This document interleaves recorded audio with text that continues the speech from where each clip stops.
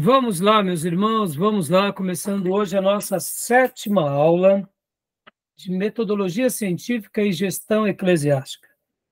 Tivemos 2 dias tratando de metodologia científica e os demais dias, hoje é o nosso 5º dia, tratando de gestão eclesiástica. E vamos continuar tratando de gestão eclesiástica até o último dia. Já oramos, como é costume, nossas aulas são gravadas, mas mais uma vez, graça e paz, boa noite. Graça e paz, boa noite. Graça e paz, boa noite. Boa noite, graça e paz. Amém.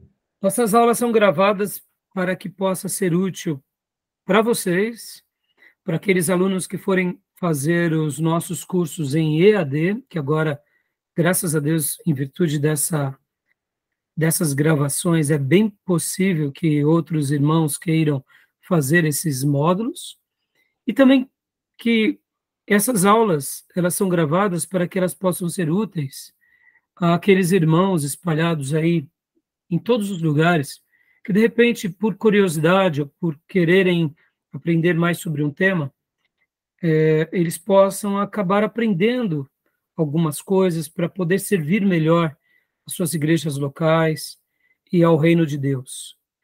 E, é claro, nós fazemos questão de gravar também para que todo esse material e todas aquelas pessoas que um dia me abençoou e têm nos abençoado, quanto os livros que lemos, possam ser úteis para muitas igrejas. Porque eu não tenho dúvida que um material como esse, de gestão eclesiástica e de metodologia científica, principalmente gestão eclesiástica, ele vai ser muito útil a muitos irmãos que começam seus trabalhos, começam ali uma congregação, tem um projeto de criar uma igreja, um projeto de evangelismo, quando eles vão ver aquilo que começou de uma forma bem, eu diria, bem caseira, vai tomando forma, vai tomando corpo, e quanto menos eles esperam, já é uma igreja, e de repente eles se deparam com aquelas perguntas, e agora? O que faremos? Então, é para isso que estamos aqui, é para dar uma resposta a esses irmãos, ou pelo menos tentar ajudá-los na complexidade daquilo que acontece, eu diria, no dia a dia, quando nós estamos trabalhando numa igreja. Então, gestão eclesiástica, ela além de dar essa contribuição na formação de um trabalho, ela vai dar também ferramentas para manutenção daquele trabalho. Como deixar a Igreja de Jesus bem adornada, bem organizada na nossa sociedade, para que a gente continue tendo um impacto espiritual nessa sociedade. Tá bom, meus irmãos? Na aula passada, falamos bastante sobre as questões legais, trabalhamos muito sobre aquela parte jurídica, falamos sobre o estatuto, regimento interno, atas, trabalhamos mais sobre essa parte legal que tem a ver com o novo Código Civil, tem a ver com a criação de um estatuto, o que é um estatuto. E hoje nós estaremos continuando, e eu hoje vou abrir um parênteses aqui, porque nós estaremos falando um pouco ainda sobre a questão da gestão fiscal, ou seja, dessa parte um pouco mais contábil, de como funciona a igreja nessa área. Não é uma aula de contabilidade, mas eu vou dar aqui algumas dicas, algumas orientações de como fazemos e como pode ser feito. A comissão fiscal, como nós aprendemos, ela é muito importante na estrutura de uma igreja. Ela é muito importante para fiscalizar todos os recursos que aquela nova diretoria estará ali dando as diretrizes, estará usando aqueles recursos. Então, a comissão fiscal, ela é importantíssima, e a comissão fiscal faz parte de um item que é fundamental nos estatutos de uma igreja, ou de uma associação, ou de uma fundação. No entanto, hoje eu vou pegar um pouco esse assunto e quero trabalhar com vocês para mostrar como a transparência financeira ela é imprescindível, como ela deve existir. Já falamos um pouco disso na aula passada, mas a gente vai trabalhar um pouco disso. Depois desse assunto, a pauta de hoje, né, nós estaremos também falando um pouco sobre essas questões do contador, da Receita Federal. Vou estar mostrando um pouco sobre a vida financeira de uma forma geral, os relatórios. E, por último, também estarei falando sobre alguns outros documentos que são importantes a igreja ter, que seria o alvará de funcionamento, o AVCB, que é a licença de bombeiro. Então, a gente vai entrar, vamos fazer um mix hoje. Vamos ainda estar dando continuação da aula passada, mas vamos entrar um pouquinho na contabilidade, na tesouraria. E, por último, se der tempo, nós estaremos trabalhando sobre o material do pastor aqui, Meirelles, continuando falando um pouco ainda sobre as questões de gestão. Mas, assim, hoje eu quero me ater a isso. Tá bom, meus irmãos? Tudo bem até aí? Então, vai ser a pauta da nossa aula, vai ser esses itens. Tudo bem? Ok. E agora, como é costume nosso, meus irmãos, vamos estar lendo aqui um texto bíblico. 1 Coríntios 12, 28. Quem achou? Quem achar, pode ler para nós. 1 Coríntios 12, 28.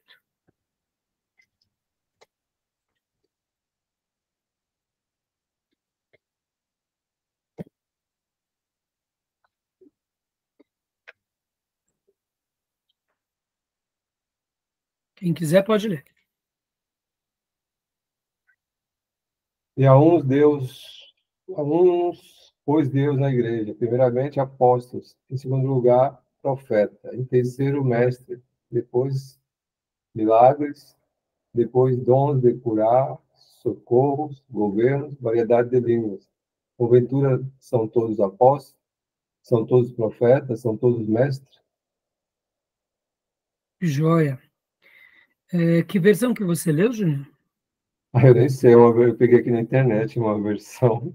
Então, eu ia pedir para você ler na NVI ou na corrigida fiel, ou uma...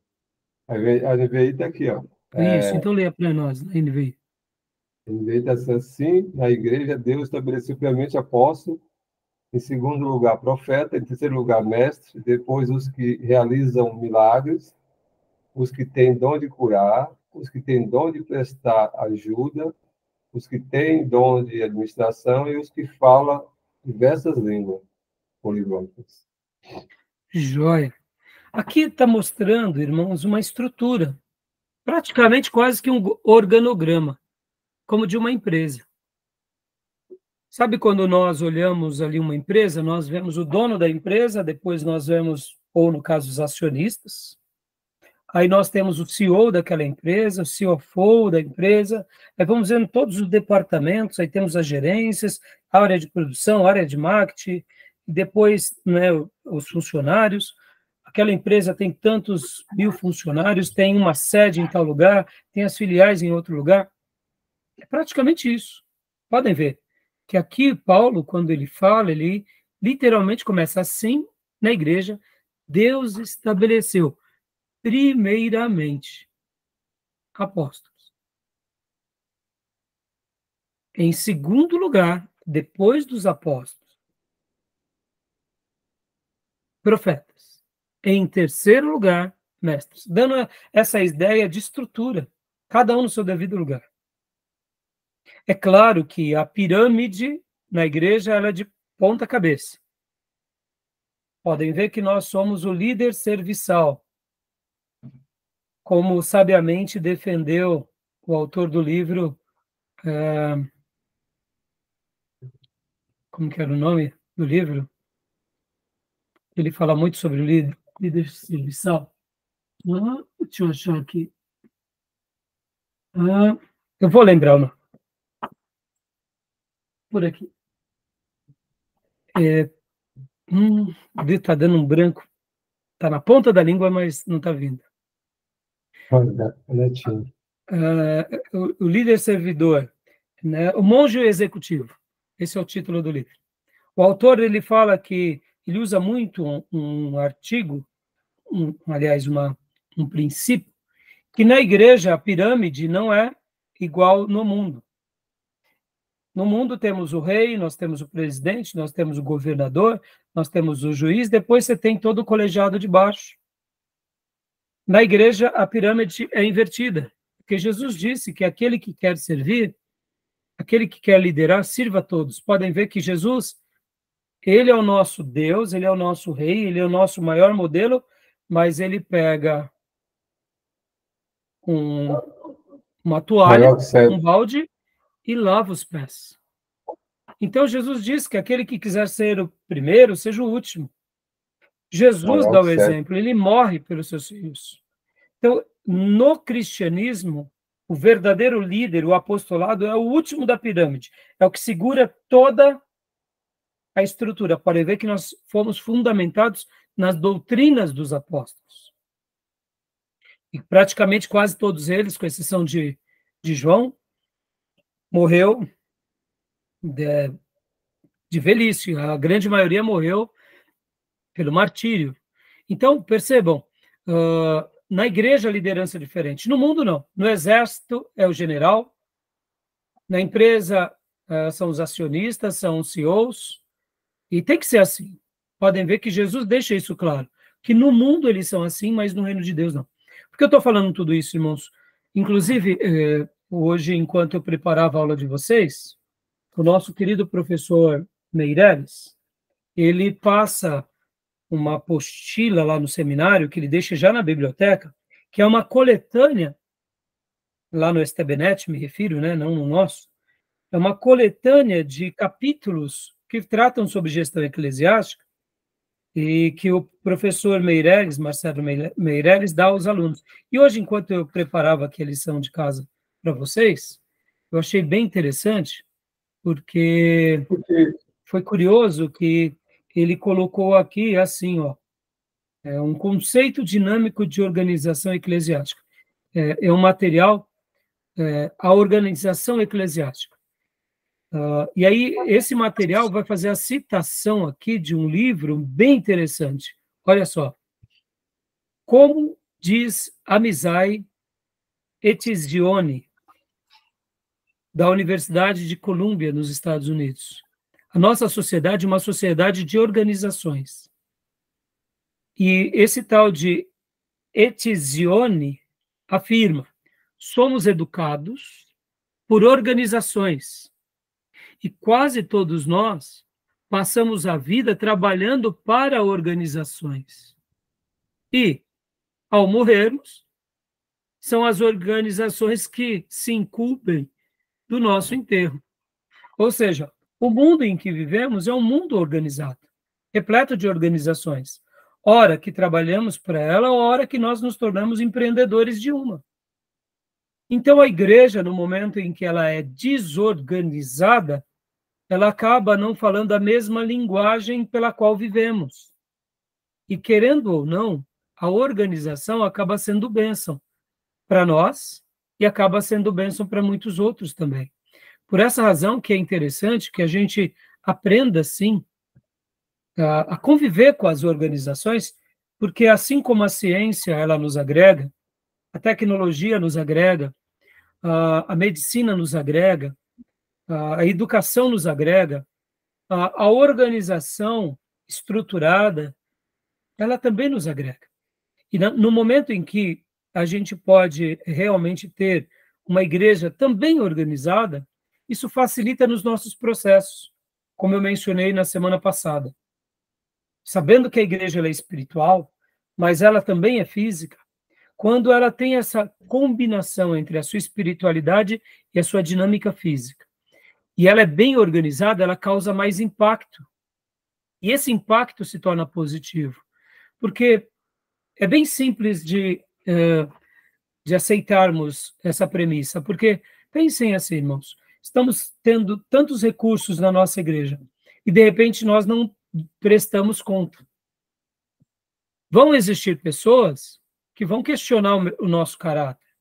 que vão questionar a nossa idoneidade. Por quê? Porque, afinal de contas, existem muitos falsos profetas nos nossos dias. Então, no momento em que a nossa igreja ela não é organizada, ela acaba deixando também aquele rastros de dúvida. E, por essa razão, ser organizado minimiza também essas dúvidas. Por isso que semana passada trabalhamos já um pouco e hoje a gente vai continuar dando sequência, né, a esses fatos. Agora, lembrando, irmãos, não é a organização que vai ser o fator determinante para o nosso crescimento. Porque podemos ser brilhantemente organizados e mundanos, que nem uma empresa. A empresa ganha dinheiro, atinge as suas metas, tem reflexão, tem dedicação, mas os valores da empresa não são necessariamente os valores de Deus. A igreja precisa ter os valores de Deus e, diante desses valores, consagrar-se a Deus e colocar toda essa organização aos pés da cruz, para que dessa forma a gente realmente cause impactos. Tá bom, meus irmãos? Tudo bem? Joia até aí? Alguma dúvida? Só uma pergunta sobre o texto que foi lido aí. A pergunta é, por que a igreja só utilizou a terminologia profeta, apóstolo e discípulo, até mesmo profeta, somente até o século que a igreja primitiva estava em atividade? Depois os pais da igreja, e depois até na igreja moderna, não adota isso. Quando adota, a gente fica até meio, que isso? A igreja chamado fulano de apóstolo, de profeta, chamando alguém lá na hierarquia lá de discípulo. Não é comum isso, mas por que se a Bíblia fala de apóstolo, né? Eu vou te dar uma explicação bem rápida, Júnior.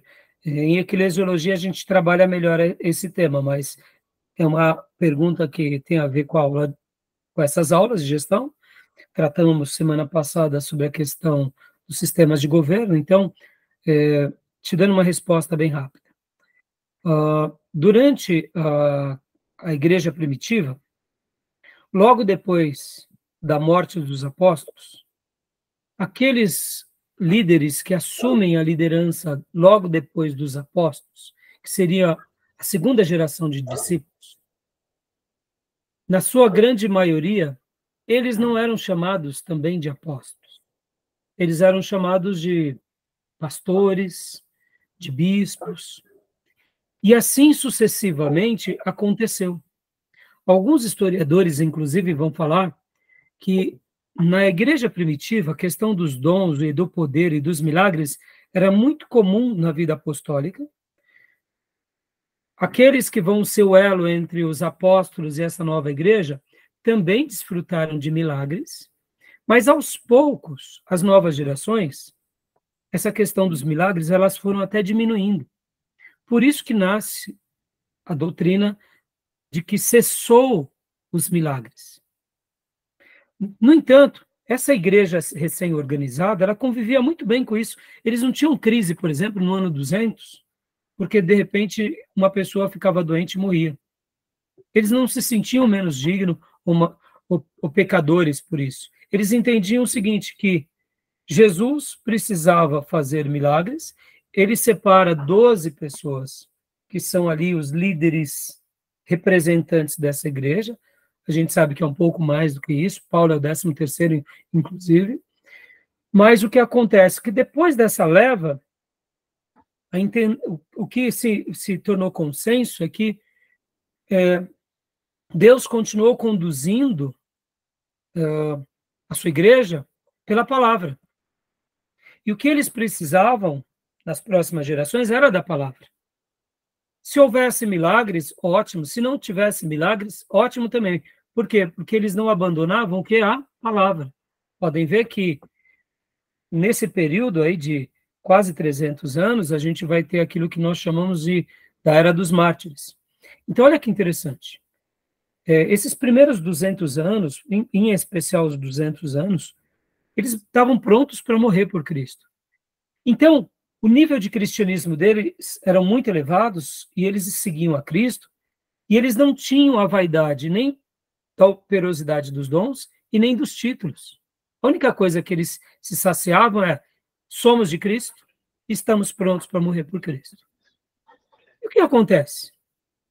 Passando esses primeiros séculos, se perdurou apenas o título pastor. Isso foi conservado durante a história da igreja. No entanto, não significa que não possa vir a existir. Mas, inclusive, esse período inicial, se tinha que apóstolos realmente eram os 12. Então, podem ver que na história daquilo que nós chamamos depois um pouquinho, até o ano 500, que é chamado patrística, que são quando Deus começa a levantar grandes vultos, como grandes teólogos, como Agostinho, pode ver que Agostinho é considerado um pastor da igreja e não um apóstolo da igreja.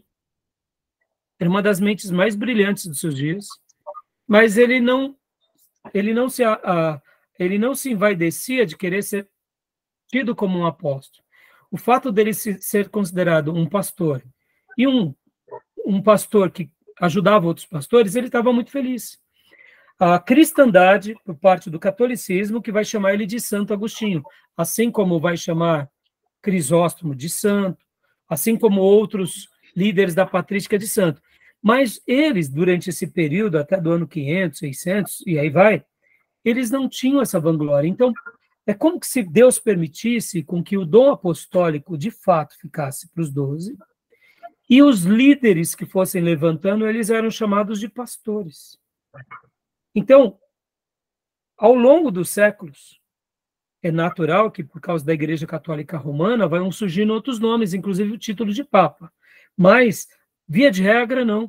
E pode ver que depois, na retomada da Reforma Protestante, com Lutero, depois Calvino, eles resgatam o título pastoral, mesmo sabendo que um pastor, muitas vezes, ele era mais um profeta do que um pastor. O outro pastor era mais mestre do que um pastor. Por exemplo, Calvino, ele é um mestre mais do que um pastor. Lutero acaba sendo mais um profeta do que um pastor. A maneira em que Lutero faz o enfrentamento, colocando a cabeça dele na guilhotina, é mais de um profeta. Os pré-reformadores nos lembram mais profetas. Eles sacodem a roseira, como John Knox, né, Wycliffe, estavam prontos para morrer. Então, olha só, indiferente do título, se conserva isso. Isso não significa que não exista o dom. E eu, particularmente, eu sei que, recentemente, depois do movimento pentecostal, o título apóstolo voltou, principalmente depois dos neopentecostais. E aqui fica uma crítica, porque a maneira em que eles restauram o título apostólico, o título de bispo, é uma coisa totalmente medonha e repleta de vaidades. Porque, por exemplo, se nós pegarmos na história da igreja, poderíamos dizer que Whitefield era um apóstolo, pelas características. John Wesley era um apóstolo. A maneira em que eles se apresentam na Terra, o que eles deixaram como legado na Terra, eu poderia dizer que John Bunyan seria um profeta diferenciado, algo inédito. Então, nós poderíamos olhar por aquilo que entendemos sobre os dons de cada um e enxergar neles isso. Mas depois do movimento pentecostal, do avivamento da Rua Azusa, o surgimento de igrejas avivadas, e principalmente do movimento neopentecostal, isso vem aflorando. E isso acabou, na minha opinião, se perdendo. Então, eu não questiono que hoje um pastor... Vamos pegar um pastor que foi contemporâneo para nós, 2 pastores que foram contemporâneos para nós, no meu caso, 3. Enéas Tonini. Enéas Tonini, irmãos, ele tinha uma expressão nacional, só quem conviveu com ele. Era maravilhoso. Eu poderia dizer que o pastor Enéas Tonini, além de um avivalista, ele era um profeta. Ele tinha uma palavra de sacudir. Para mim, destaca-se muito mais o lado profético do Enéas Tonini do que o lado de líder. Na minha opinião, ele tinha essa característica. Vamos pegar o Russell Shedd, um mestre, excelente mestre. E vamos pegar Billy Graham. Billy Graham, ele representa um evangelista, mas sejamos honestos, Billy Graham chega a apresentar-se para nós praticamente como um apóstolo, pela maneira em que ele impactou o mundo, pela maneira em que ele soube lidar com o evangelho, com as igrejas, com o evangelismo, com o amor a Cristo. Estão entendendo? Então, Júnior, em eclesiologia, quando a gente for trabalhar sobre esses temas, eu vou trabalhar melhor, mas eu creio que Dizer que não existe o dom, eu não gosto disso, mas dizer que se banalizou, isso eu afirmo. Por outro lado, o pastor Enéas, ele tem uma resposta muito interessante sobre essa questão. Ele fala, irmãos, já que na história da igreja, tanto o evangelista, quanto o mestre, quanto o profeta, quanto o próprio bispo foram chamados de pastor, por isso que a gente só chama de pastor. Então, num colegiado batista, tudo é pastor. E pensando humildemente, eu até acabo validando essa ideia, porque a gente acaba tendo, eu diria,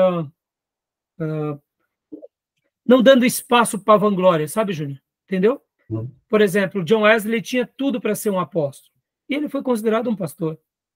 Entendeu? Então, essa humildade desses grandes líderes nos ensinam mais do que as vaidades desses líderes contemporâneos. Tá bom? Não sei se te respondi. Não, respondeu sim. Tá bom? João era as duas funções, né? João era pastor e apóstolo. Então, só para a gente concluir, Júnior, para a gente não sair muito da temática.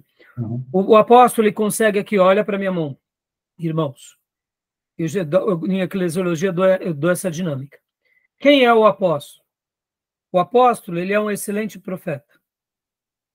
O profeta diz, assim diz o Senhor, ele aponta o direcionamento. O evangelista seria o dedo maior de todos, porque ele alcança onde ninguém alcança. Que Billy Graham alcançou, ninguém alcança, né? E o mestre é o dedo mindinho, né? O dedo mindinho. Ninguém coça o ouvido com dedão, é com o midinho, né? É o menor dedo. Você quer uma coisa pequena, você vai lá e pega com o dedinho. E o pastor? O pastor, ele está entre o evangelista, que ganha as almas, e o mestre, que é profundo. Ele discipula, ele treina. Então, na palma de uma mão representa muito bem o que Efésios fala sobre esses 5 ministérios. Aqui, no texto que lemos dessa aula inaugural, na abertura da aula, que é 1 Coríntios 12, 28, fala do apostolado. Então, o apóstolo, ele consegue nele, Júnior, ser um excelente dos outros 4 dons. Ele é um excelente profeta, ele é um excelente evangelista, ele é um excelente pastor e um excelente mestre. Eu estou aqui, ficando careca de ser um pastor e professor. Imagina, né, de você ainda ser um profeta, ser um evangelista, pelo amor de Deus. É só para alguns, é só para quem Deus separa mesmo. Está entendendo, Júnior? O que é o apóstolo, né? É essa pessoa que une na pessoa dele essas virtudes. Mas, como eu disse para vocês, uma das características do apostolado do Novo Testamento eram que eles tinham visto Jesus, ou em vida, ou ressurreto. Paulo viu Jesus ressurreto. E também, além disso tudo, eles eram canais de bênção, no sentido de realizarem milagres, Deus realizar milagres por meio deles. Então, esses apóstolos de hoje é tudo uns marqueteiros furados aí que quer, na realidade, arrazoar de serem melhor do que os outros. E podem ver que nas igrejas deles, isso virou um cargo de hierarquia. O pastor é qualquer um. O irmãozinho consagrado vira pastor. E por isso que avacalhou-se tanto esse título tão excelente que é do pastorado.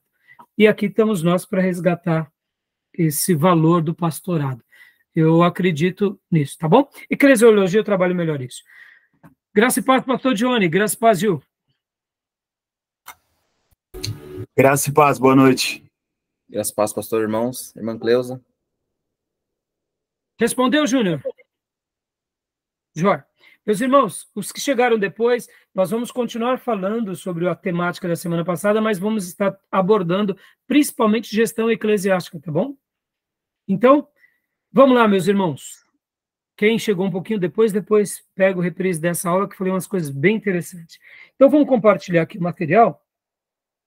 Hoje nós estaremos se concentrando em cima dessa questão da gestão fiscal, e principalmente lembrando que na ata, segundo o novo Código Civil, a comissão fiscal ela faz parte, ela é fundamental. Não tem como não ter pessoas que praticam a comissão fiscal dentro da estrutura da diretoria de uma igreja, sabendo que a comissão fiscal, eles são apenas integrantes, né, que representam essa parte, eles fiscalizam. Então, na realidade, a diretoria é o presidente, vice-presidente, secretário, primeiro secretário, segundo, primeiro tesoureiro, segundo tesoureiro. Algumas igrejas podem até ter segundo, terceiro tesoureiro e terceiro secretário, mas também tem que ter pelo menos 3 integrantes ali que faz parte da comissão fiscal, tá bom? Eu encaminhei para vocês hoje, no grupo de WhatsApp da nossa classe, o modelo do nosso estatuto, da nossa ata, do nosso regimento interno, e mostrando para vocês alguns trâmites, né? E hoje a gente vai estar trabalhando um pouco mais dentro dessa questão das finanças. Das finanças, irmãos. Tá bom? Então, vamos lá. Vamos aqui ler alguma coisa rapidamente. Deixa eu compartilhar aqui com vocês. Alguma pergunta, meus irmãos? Alguma dúvida? Alguma fala?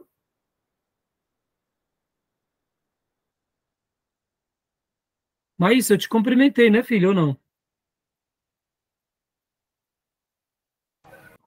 Então, eu entrei quase junto com os meninos. Ai, me perdoa, viu, Márcia? Então, Fique em paz, tamo aí. seja bem-vindo. É que você entrou um pouquinho antes, né?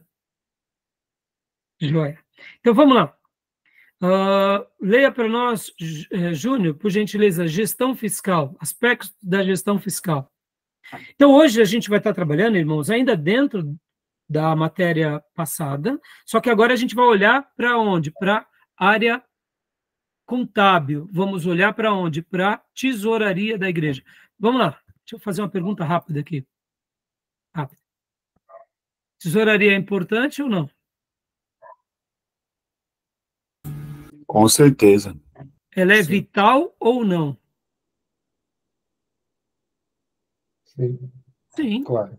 claro. Agora, é óbvio que por se tratar de um trabalho espiritual, a gente depende de Deus e não depende dos homens e nem das receitas humanas. Lembrando que a igreja, ela vai existir em qualquer contexto, assim como todo projeto de Deus. Deus vai preservar o seu povo no deserto, mandando maná. Deus vai preservar o seu profeta ao lado do riacho de Querite, mandando corvos e água. E quando acabar a água e os pãezinhos e a carninha dos corvos, Deus vai enviar esse profeta para uma viúva de Serepta. Mas vem cá, o profeta precisa comer ou não?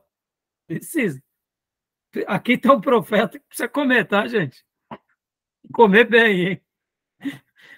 Né?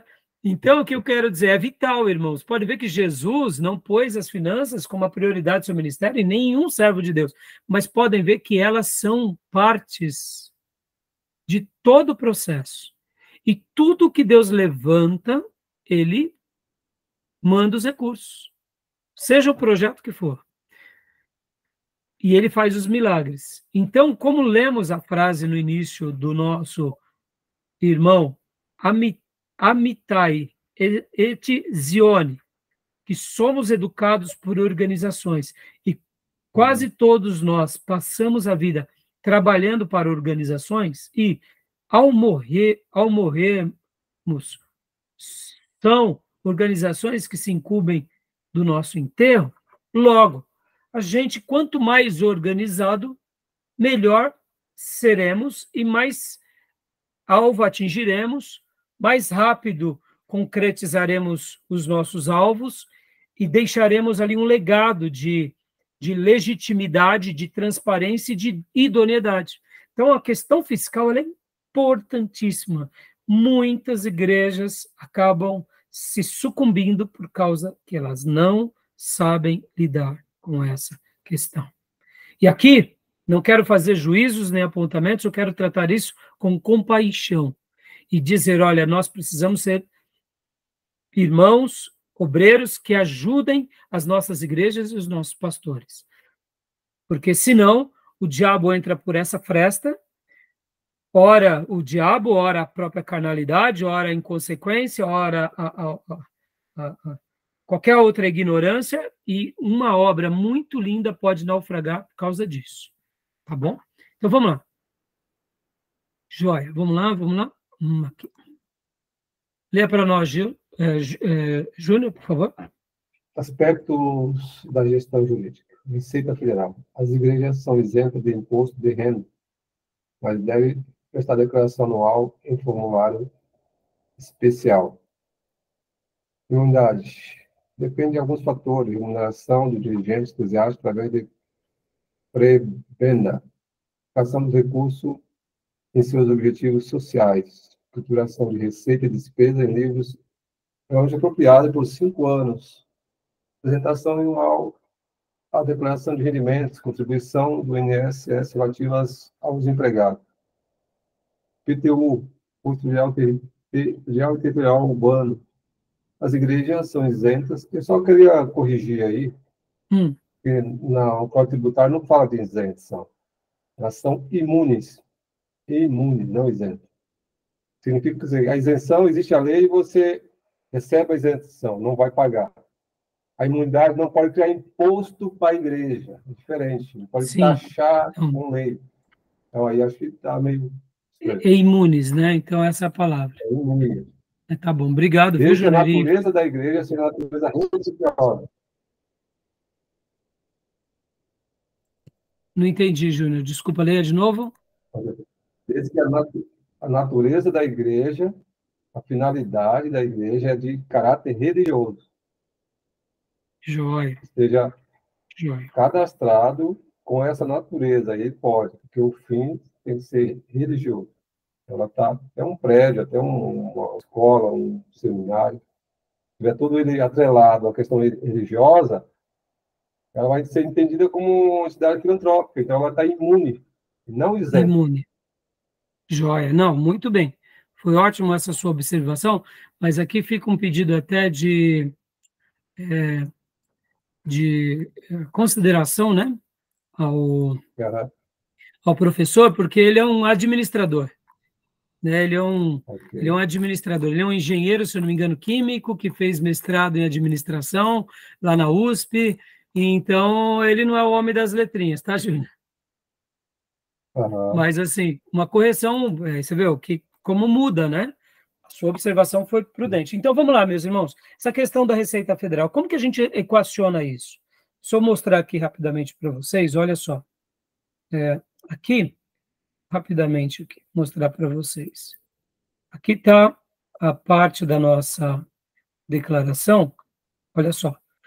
Toda vez que o contador, eu tenho na igreja, eu tenho um prestador de serviço, que é um contador, que ele faz o quê? Ele apresenta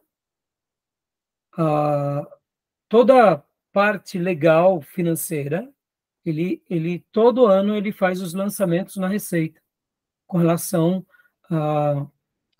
por ser uma pessoa jurídica, assim como uma empresa precisa fazer as suas declarações, a igreja também. A igreja precisa. Então, nós contratamos o serviço de um contador, mas poderia não ser contratação. Isso poderia ser voluntário. Caso a igreja tenha um contador, ele pode fazer esse serviço. Nosso caso, nós não temos um contador, e então eu conheço um pastor, que ele é Batista Nacional, e ele faz isso para nós, ele faz serviço todo mês, nós pagamos para ele. Para quê? Para que nos documentos da Receita Federal nós não tenhamos nenhum problema. Então, deixa eu até mostrar aqui para vocês, aqui é a última, esse daqui é um documento que ele me enviou, né, sobre a nossa igreja, do ano passado. Aqui, ó, 2024. Ano, mês, né? Ele vai fazendo sempre, aqui o nome da nossa igreja, tá vendo? E ele faz todos os critérios que precisa, ele apresenta na Receita. No passado, quem fazia isso era a tia da Maíssa. A Maíssa. A tia da Maíssa era a contadora da nossa igreja. Ela que solucionava isso para nós, era uma amiga, nossa irmã Maria Ângela, agora ela descansa no Senhor, e agora quem está fazendo esse papel é o pastor Paulo. Então, irmãos, pastor, e quando a igreja não faz isso? Aí ela fica com o seu CNPJ comprometido. Então, é muito importante a gente sempre procurar saber se a igreja ela está regularizada nesse quesito. Como? Pode sofrer multa. Pode sofrer multa. Exatamente. Passado Além 5 anos, disso... Oi, Júnior? passados 5 anos aí já não pode a Receita cobrar, porque aí está prescrito.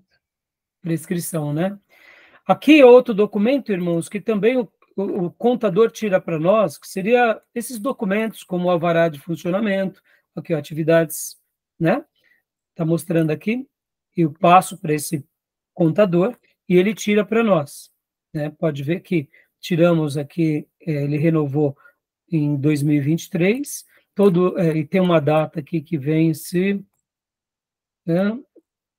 não, esse daqui é o antigo, não é o novo, não. Aqui, ó, data de validade. Vai vencer em 2024, né, em outubro desse ano. Então, esse é um outro documento que a gente também sempre tem que deixar atualizado para que o nosso funcionamento não tenha nenhum problema, né? Júnior, você quer falar alguma coisa sobre esse documento? Não, isso é praxe, né? Muito comercial, né? Isso, é praxe comercial. Um outro documento, irmãos, que eu quero até abrir rapidamente aqui com vocês, é esse daqui. Deixa eu pegar aqui. Esse daqui. Que é também, no caso, onde está? AVCB. O que é o AVCB, irmãos? O AVCB seria... Auto de vistoria do Corpo de Bombeiro. Exatamente. Então, olha só, parece bobeira, mas é importantíssimo, irmãos. Por quê? Porque se nós não, pode ver, está em nome da nossa igreja, templo religioso, está aqui no meu nome, eles pedem colocar o nome do responsável, né? Mas não me recordo agora o motivo, porque saiu no meu nome, mas está aqui, ó. Esse daqui é o antigo, deixa eu ver. Onde está a data?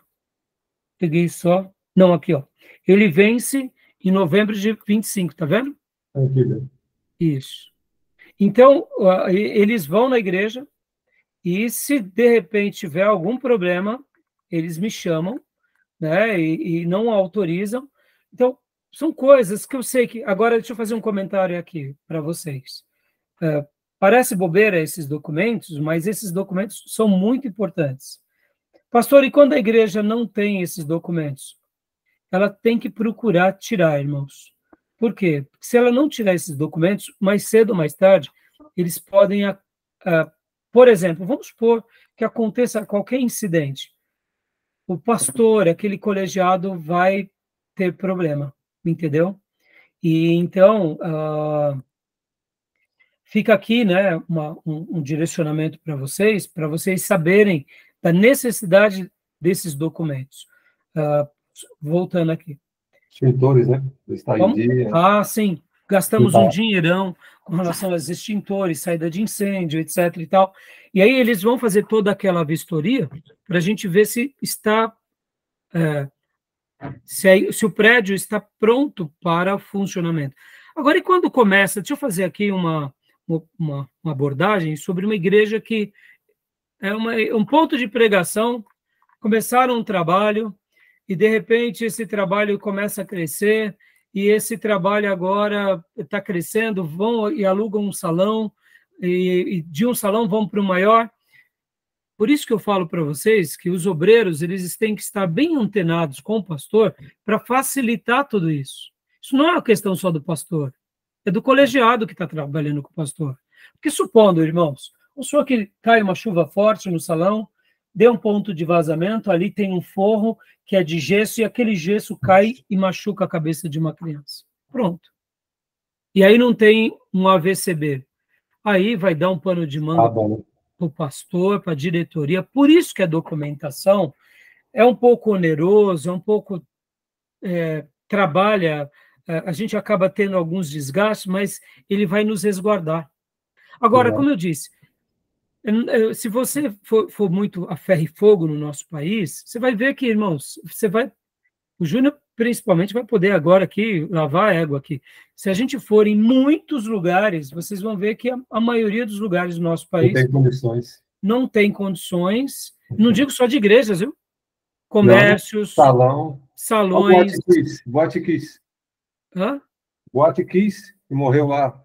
Sim. Tanta gente lá que não tinha alvará. O que mais? trabalhos até governamentais, irmãos. Sim. Muitos não têm estrutura nenhuma, não têm autorização e estão funcionando. Mas isso é o que acontece no nosso país. Sabe aquela questão? É um país que dificulta as coisas. Vamos falar aqui, irmãos. É como vocês quererem abrir uma empresa. Nosso país facilita ou dificulta? Dificulta. Então, percebam que por que muitas pessoas preferem viver uma vida clandestina? Porque eles não conseguem, ou pelo menos no começo, se eles forem querer fazer como é pedido, né, o autônomo liberal, ele acaba praticamente fechando. E eu não estou fazendo uma defesa à ilegalidade, eu estou falando o seguinte, que essa é a nossa cultura. Nós não estamos na Suíça, nós não estamos na América, nós não estamos na Inglaterra, irmãos. É diferente. Lá as coisas funcionam, lá a educação funciona, lá a saúde funciona, lá a polícia funciona. Aqui, meus irmãos, vocês sabem como que as coisas são. Então, a gente tem que fazer uma leitura bem madura. Agora, vamos lá, somos filhos de Deus, e por sermos filhos de Deus e filhos da luz, nós tentaremos o quê? Criar um ambiente mais seguro para os nossos irmãos. Então, esse é o momento onde nós deixamos o pastor... Fica aqui uma dica, hein? Deixamos o pastor cuidar das questões espirituais e os demais pastores auxiliares e obreiros se reúnem e falam, gente, vamos aliviar o fardo pastoral, ele cuida da nossa vida, da condução da igreja, vamos atrás da documentação. Vamos atrás do estatuto, do regimento interno, vamos atrás da questão do alvará de funcionamento, vamos atrás... Pastor, a gente está correndo atrás, porque, irmãos, aqui falando, no dia a dia, vocês não imaginam o trabalho que isso dá. O trabalho que essa área administrativa, contábil dá. Então, quando a gente facilita para um pastor, pelo amor de Deus, irmãos, o pastor fica dando risada, porque muitas vezes ele gasta uma energia, não estou dizendo que ele não deva ir também, não é isso, eu estou dizendo o seguinte, que tem vezes que só a demanda espiritual já é muito grande. Então, ele tem a demanda espiritual, aí tem a demanda legal, tem a demanda contábil, tem a demanda do aconselhamento, das visitas. Meu irmão, o pastor acaba sendo um multi-homem. Podem ver que muitas vezes, depois de 2, 5 anos, ele está estafado. Ele está cansado. Por quê? Porque não tem parceiros que assumam os compromissos com ele. Aí tem que fazer gestão ainda das finanças. Os irmãos se comprometem no começo, depois param de dizimar. Ou seja, é uma... Por isso que pastorear uma igreja é uma tarefa muito difícil. Tá bom? Tudo bem até aí? Alguma dúvida até então? Não. Alguma pergunta? Júnior, pastores, irmãos? Não? Não, pastor. Tudo ok, pastor. Agora, vamos lá, irmãos, para facilitar aqui. E quando a igreja ela é pequena e ela é iniciante? Irmãos, aí a gente tem que procurar fazer as coisas dentro daquele princípio paulino que as Escrituras nos deixam, da licitude e da conveniência. Começamos um grupo numa casa que cresceu, a casa ficou pequena, vamos alugar um salão, vai começar uma congregação, estamos debaixo da sede, a sede está dando respaldo. Ah, a sede não está dando respaldo, por que não? Importante é verificar isso. Está dando respaldo, então ela está dando respaldo, ela é responsável. Ao mesmo tempo, vamos tentar fazer tudo direito, não vamos fazer vista grossa, porque a obra de Deus, como eu disse, ela é a obra de Deus. E diante disso, as coisas vão caminhando. Surgiu uma congregação, virou uma igreja, é uma igreja que trabalha debaixo de uma outra igreja, é uma igreja que foi emancipada. Opa, então, percebam, a gente vai lidando com a licitude e com a conveniência, não com o relaxo e não com o abandono, mas ao mesmo tempo sem sermos muito fariseus, no sentido de, ou melhor, sem sermos muito legalistas, sabe? Ah, você não tem um alvará de funcionamento, então você está em pecado. Sabe, irmãos, esse tipo de julgamento não estou dizendo que está certo isso, mas percebam, irmãos, tem vezes que são famílias que se reúnem, a casa ficou pequena, alugaram o mesmo salão que tinha o mercadinho. É um salão seguro, e aí vão correndo atrás das coisas. Vocês entendem que a igreja primitiva, ela não colocava as pessoas em risco. O risco era morrer por causa de Cristo, mas não era um risco de morrer por relaxo da liderança. Estão entendendo? Façam a seguinte analogia. Nós, com as nossas igrejas, somos como um barco, como uma arca, que semanalmente pegamos os irmãos dessa terra e levamos a Canaã celestial. Então, no momento que a gente pega os irmãos, coloca dentro da nossa igreja local, que é a nossa arca, e leva para Canaã celestial, a gente leva e traz. A gente tem que levá-los e trazê-los em segurança. Um homem que ama faz isso. Um relaxado, um lobo, não. Porque ele não está preocupado com a arca, ele está preocupado em capitalizar com a arca. Arrancar os recursos de quem entra na arca. Um pastor, não, ele não está preocupado com o tamanho, não está preocupado como vai ser, ele só quer fazer o melhor dele. Ele vai ter o melhor barquinho. Ele vai fazer a melhor tarefa. Por quê? Porque ele ama aquelas pessoas e ele não faz simplesmente para capitalizar. Tá bom, meus irmãos? Tudo bem? Tá bom. Podemos prosseguir? Então, voltando aqui ao slide. Sobre Deu gestão. horário? Oi? Deu horário? Então, só rapidinho, só para a gente acabar aqui, Júnior, a questão da imunidade do IPTU. Deixa eu só compartilhar aqui com vocês. Essa questão da imunidade, né? Quer falar alguma coisa, Júnior, mais um pouco sobre a questão da imunidade, você como advogado? Não, eu acho que a imunidade aí, ela pode estar relacionada a imposto, né? E prebendas pastorais, aqui o INSS. Agora, empregado não, né? Se a Isso. igreja contratou, aí é uma relação jurídica trabalhista. Exatamente, trabalhista, CLT. Tem que... Agora, deixa eu perguntar para vocês, o pastor, ele é um funcionário? Ou ele é um sacerdote, não é funcionário? Como que funciona? Como que vocês enxergam isso? Karen. Eu vejo como sacerdote, não como funcionário. Um sacerdote, eu acredito. Sendo sacerdote, ele não é assalariado. Porque seria uma vocação. Agora, entendam, irmãos, esse vocacionado, ele precisa também ser amparado. Ele vai envelhecer. Ele vai aposentar um dia. Então, muitas igrejas acabam registrando o pastor simplesmente para resguardá-lo com relação à sua velhice, para ele não perder a sua aposentadoria. Já que ele abandonou tudo para cuidar do rebanho, o rebanho, no que puder fazer por ele, é muito bem-vindo. Não como pastor, mas como o gestor eclesiástico.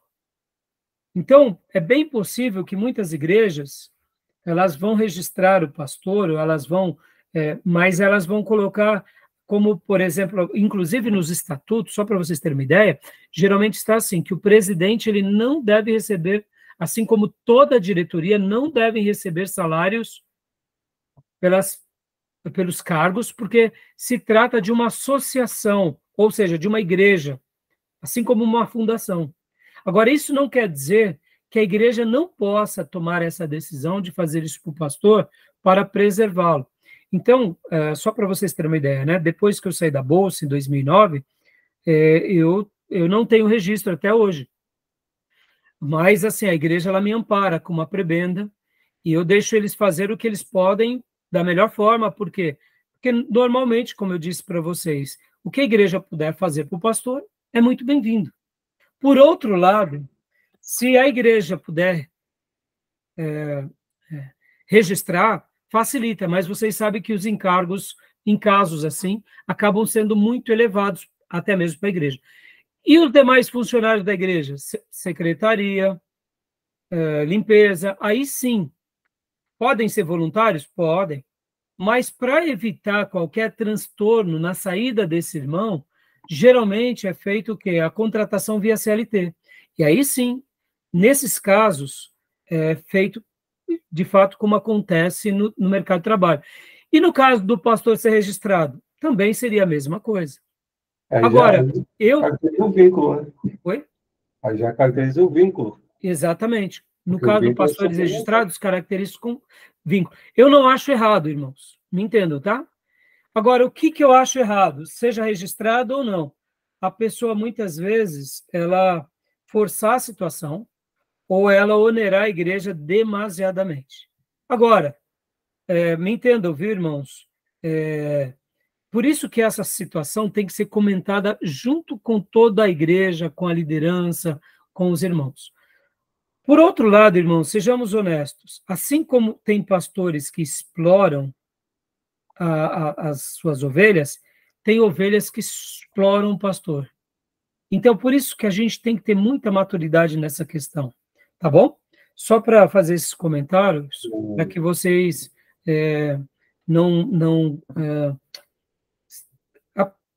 aprendam, né? E também eu acredito que cada um dos irmãos aqui já tiveram várias experiências sobre essa questão, né?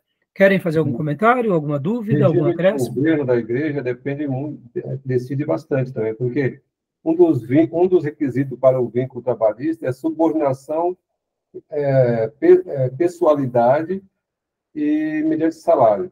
Por exemplo, se você pega um pastor da neopentecostal, muitos deles já ou tem já um vínculo direto, ou quando não tem, ele tem a subordinação de uma igreja que está acima dele, que está numa igreja que pertence à matriz, uma igreja pentecostal aí, universal e outra. E geralmente ele está subordinado a outros pastores da hierarquia. E aí, quando tem problema, eles ou saem de lá, ou, enfim, não tem mais vínculo com a igreja, ele processa ali, ele precisa de um vínculo, né? Por isso que aqui a gente acaba entrando em alguns embrólios, irmãos, e diante disso, prestem bastante atenção. Por isso que essa é uma questão bem delicada, que a gente tem que conversar com a igreja, tem que conversar com os irmãos. Quando a gente nota que a igreja explora o pastor, porque percebam o que o Júnior acabou de falar, muitas vezes o pastor, ele é o líder da igreja. No momento que a igreja registra ele, a igreja começa também a explorar do pastor. O pastor prega, o pastor cuida da administração, o pastor pinta a igreja, o pastor cuida do jardim, porque agora ele recebe o salário da igreja, ele é o empregado da igreja. Ou seja, houve uma mudança nos papéis. Então, agora, pensem assim, já lá numa empresa, o líder da empresa, você não trata o líder da empresa falando, o jardim está crescendo, vai lá carpir o jardim. O funcionário não fala isso para o líder. Percebam como que as imaturidades fazem com que a igreja sofra. Ora, um líder imaturo e ora uma igreja imatura. A gente tem que lembrar dos papéis, né? Que o pastorado, ele não é um empregado, ele é um vocacionado para servir naquela comunidade, tá bom? E a questão do IPTU, irmãos, como o Júnior bem disse, né? Não é isenta, é imune. Na nossa igreja, eu acabei de pagar agora R$800, eles não cobram IPTU, mas cobram a taxa do lixo. As prefeituras vão dar um jeito. Ou seja... porque é o seguinte, o imposto é imune, mas as taxas não. Porque a natureza da taxa é a contraprestação. Você tem um serviço e tem a contraprestação. O imposto não. Por exemplo, você nunca vai passar na Amazônia e fazer uma estrada, você já está pagando imposto aqui. É imposto. Você nunca passa numa estrada lá que fez, mas você já pagou imposto por ela, porque é imposto. Você entendeu? A taxa não, é o serviço que você tem por aquilo que você recebe.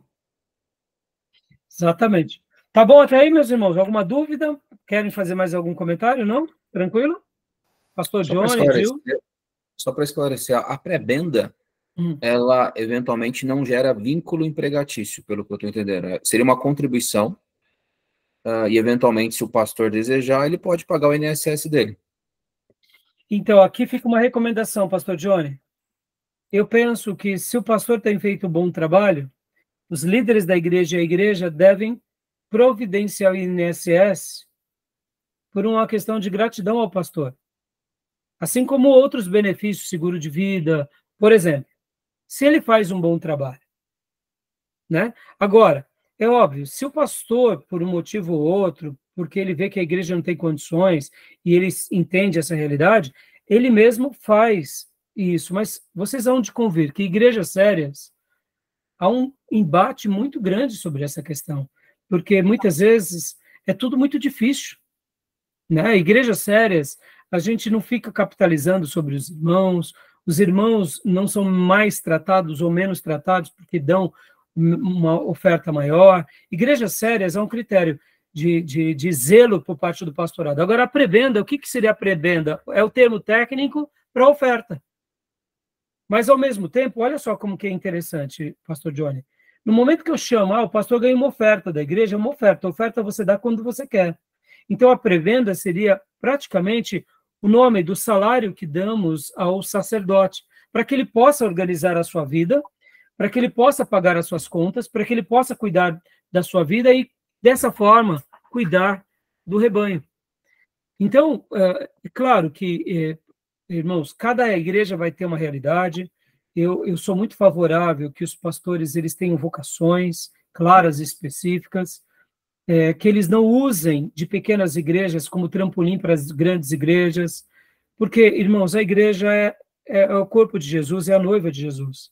Mas a gente tem que ter um critério bem assertivo com relação a essas coisas, porque senão a gente acaba se perdendo. Mas é isso mesmo, pastor, a prebenda, ela é o salário pastoral, porque o salário se configura como uma atividade... Opa, tá alto aqui. O salário se configura como uma atividade empregatícia, né? Então, a prebenda não.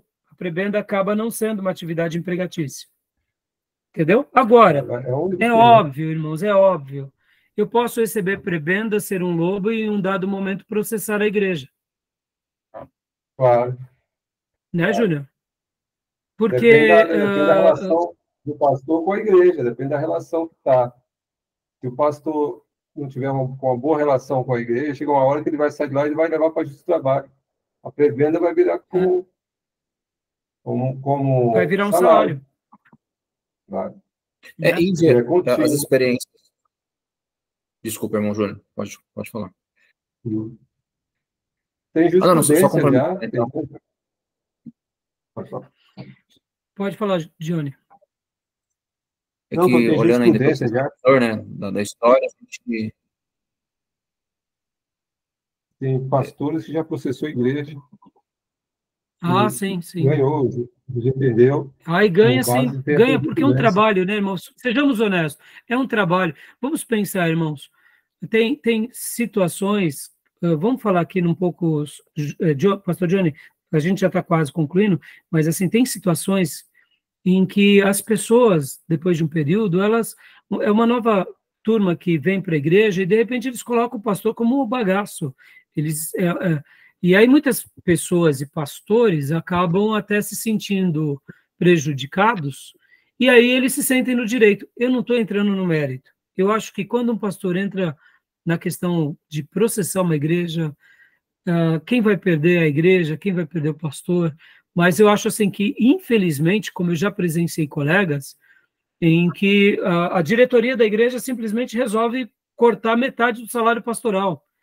Isso prejudica muito, porque se o salário pastoral fosse já uma coisa muito significativa, mas geralmente já é baixo, e cortar metade daquilo que é baixo, meus irmãos, ou seja, vai sujar o nome do pastor, vai gerar preocupação no pastor, ele não vai conseguir honrar com seus compromissos. Como que ele vai poder pastorear com excelência diante disso? Você entende a complexidade, pastor? E aí alguns pastores, diante dessa situação, acabam apelando para isso. Eu acho que todos perdem, né? Agora, continua a sua pergunta, pastor Johnny, que você estava falando alguma coisa? Tá, não, só aproveitando o gancho do que o irmão Júnior mencionou, quando, um exemplo, o pastor processou. É que nas experiências que eu tive ao longo da vida, geralmente o pastor era o presidente, o responsável legal pela igreja. Ele está processando ele mesmo, no final das contas. Porque, assim... Então, mas não, ele está processando a pessoa jurídica. A instituição. Uhum. Mas, assim, ele sendo responsável... só para eu entender isso legalmente na minha cabeça, ele sendo responsável, ele está processando o CNPJ. Mas ele é o responsável. Como é que se daria isso na prática? Se daria de que é uma maneira, na minha opinião, se me entenda, se ele está fazendo isso, na minha opinião, tá, pastor, aqui respondendo de bate-pronto, numa coisa que a gente nem avaliou, a gente teria que avaliar vários casos, porque um pode ser diferente do outro. Se eu faço um processo contra a minha igreja, e a minha igreja valida o meu processo, é no mínimo estranha, e eu continuo pastoreando essa igreja. Seria muito mais ético que eu reunisse com a igreja, e a igreja e o colegiado enxergasse que aquele pastor que está ali há tantos anos, por uma questão até mesmo de mérito, a igreja vai estar honrando ele com X compromissos para poder dar uma aposentadoria para ele, algo do tipo. Não haveria necessidade do litígio, da briga. Se ele está entrando nesses méritos, é porque ele já vê que dentro deles tem um imbróglio, então ele quer ganhar, sabe aquela questão do ganha-perde? Eu vou ganhar de qualquer jeito. Eu vou ganhar saindo da igreja ou eu vou ganhar me mantendo na igreja. E eu vou legalizar aquele ganho meio que pela justiça. Ou seja, na minha opinião, isso não são termos adequados para uma igreja, mesmo sabendo que pode ser legal. Na minha opinião, se o pastor ele se sente lesado, nada mais justo do que ele apresentar a igreja, apresentar aos líderes, depois dos líderes apresentar a igreja e colocar ali diante de todos. Mas a maioria dos tribunais, TRT e TST, a jurisprudência é majoritária a não reconhecer o vínculo. A majoritária, a maioria. Mas tem alguns casos, teve um caso em 2023 de um pastor da Igreja Universal que ele recebia prêmio para o carro, ele tinha meta, igual uma empresa que vende aí. Nossa, vendas. Eles vendem, ele tinha que cumprir meta e tudo. E por causa do desvio da finalidade da igreja, porque ele estava, como eu te falei, esse sistema de governo, que ele tem lá uma igreja local, ele recebe terno, recebe salário, ele recebe um monte de prêmio. E ele era forçado a cumprir meta, crescer, a questão de membro, com dízimo, tem tudo isso. E aí ele foi condenado à igreja por desvio de finalidade, nesse caso. Mas, majoritariamente, não. A jurisprudência do TST, a maioria é contra. Agora, olha só, pastor Dione, se o pastor faz esse tipo de processo, muitas vezes pode até existir uma certa legalidade, no sentido assim, que a diretoria entende que tem uma grande dívida com aquele pastor e que está permitindo com que o pastor... Ele era punido também nesse caso. Como? Não entendi, Júnior. Ele descumpria as metas lá. Ele era punido também. Aonde você está falando? Em qual caso? Ele era punido, isso que eu te contei, ele era punido pela igreja, se ele não desse, se ele não cumprisse sim. É porque a Universal, como as neopentecostais, são empresas, né, Júnior? Elas já se desfiguraram seu papel até diante da justiça, né? Mas voltando, pastor Johnny, imagine, pastor Johnny, a igreja, muitas vezes, ela pode até chegar no consenso de que aquele pastor, ele tem um mérito. Então, a solução que se pode chegar é que, bom, então vamos documentar isso, entra com o processo, a igreja assume esse compromisso, para deixar tudo dentro de um critério. Eu acho que isso não é o melhor caminho. Por isso que essas questões, e eu repito, o que eu disse na aula passada, a gente vai continuar agora no próximo bloco. A transparência é o melhor caminho, pastor. Porque no momento que a gente não tem uma transparência com a igreja, a gente acaba deixando rastros. Entendeu? Não sei se eu te respondi, se eu te ajudei. A minha dúvida, na verdade, era mais uma questão técnica. Meu pensamento, né? Acho que se o pastor chega a processar uma igreja, muita coisa está errada aí. Eu confesso não concordar com esse tipo de comportamento, mas, enfim, faz parte do processo e ponto. A minha preocupação, na verdade, o meu entendimento maior era assim, ele sendo o responsável legal pela instituição, ele está processando a instituição, é isso que na minha cabeça deu um parafuso. Não, e dá mesmo, e eu concordo com o seu pensamento, porque eu também sou contra. Pastor, eu particularmente, eu cuido dessa igreja há 29 anos. Eu não faço números sobre essa questão. Eu nem me preocupo com isso. Porque durante o ano de 95 até 2009, eu fui totalmente voluntário. De 2011 em diante, que eu comecei a receber alguma prebenda e depois a igreja, de fato, começou a partir de 2009 eu já recebi uma prebenda, mas era uma coisa bem irrisória. Então, a igreja de 2009 para cá, que ela assumiu o compromisso comigo, mas eu nem me preocupo. Agora, quando nós nos reunimos em algumas assembleias Geralmente, quando eu tenho algum problema, eu chamo a diretoria, ou eu passo o caso aos líderes, ou à igreja. Então, assim, por isso que agora a gente vai entrar no próximo bloco, eu vou mostrar mais ou menos para vocês como que nós fazemos aqui na nossa igreja, para deixar o máximo de transparência. Agora, que nem eu brinco com os irmãos, né? Porque geralmente tem esse papo, pastor Johnny. O pastor merece muito mais. Aí eu brinco, falando, então quando Deus te abençoar, meu irmão, pode mandar, tá? Eu quero ver quando o chicote estralar na sua vida, se você vai honrar, né? Porque assim, eu faço porque amo.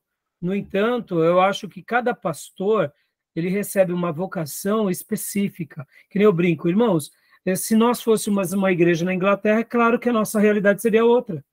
Nós somos uma igreja numa das cidades mais pobres do estado de São Paulo.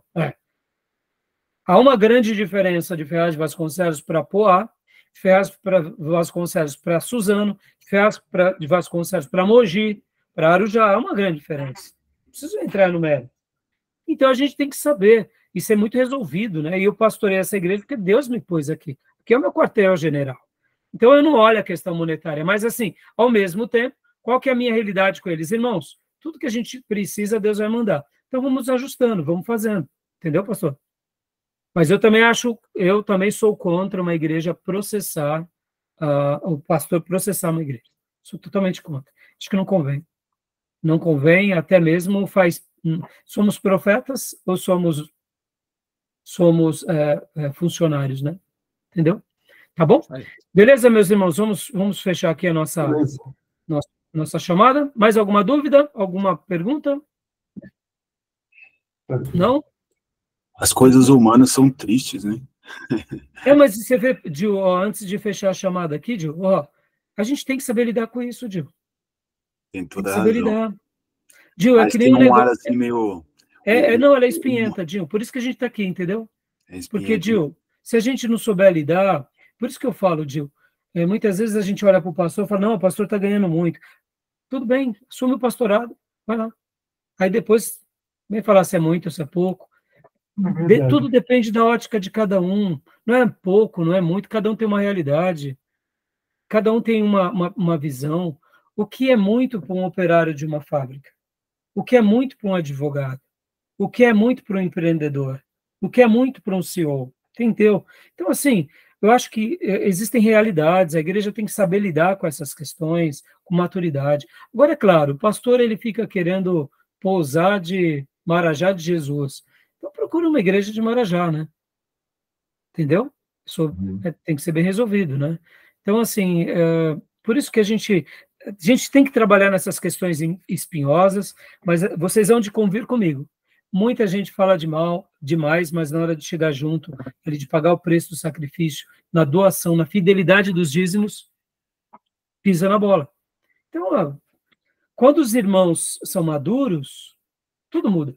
No segundo bloco, a gente vai falar um pouco mais sobre a questão financeira, então a gente vai trabalhar um pouco melhor sobre essa questão, tá bom? Beleza? Ok. Tá bom?